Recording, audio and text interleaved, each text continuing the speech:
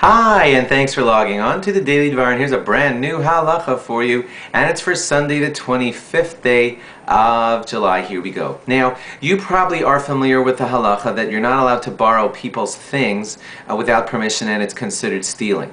If somebody has a camera there and you just figure, oh, whatever, I'm just using it, I need to get this picture. So using someone else's item without their permission is tantamount to stealing. It's a habit you should not get into, not a good thing to do.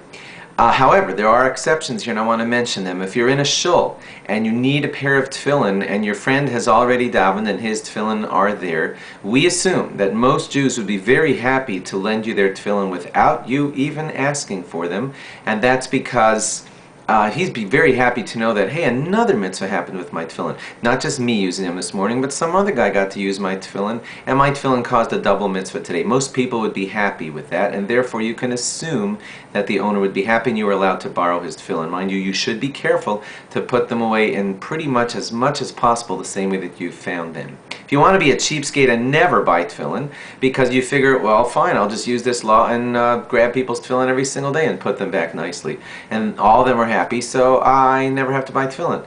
Well, obviously you could tell that's a terrible thing to do. People are happy to lend them to you once in a while. They're not happy for you to be a cheapskate and use their tefillin all the time. Unless you say, okay, fine, so there's 300 guys in my Beis HaMedrash, I'll use somebody else's every single day.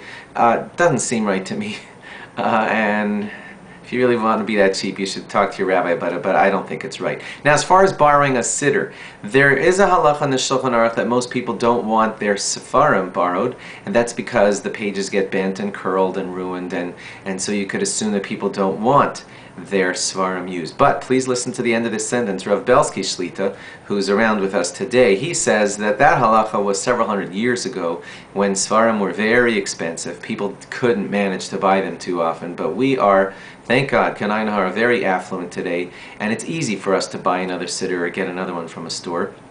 And we're generally less careful. So in most situations, Rav Belsky says you can assume that a guy would let you use his siddur, and therefore you could borrow your friend's siddur, and you should be careful with it. Take a peek inside, though, and check if he's one of the few people that writes inside of his books, please don't borrow without my permission. Although it's not nice of him to do that, if he requests that, you do have to honor that.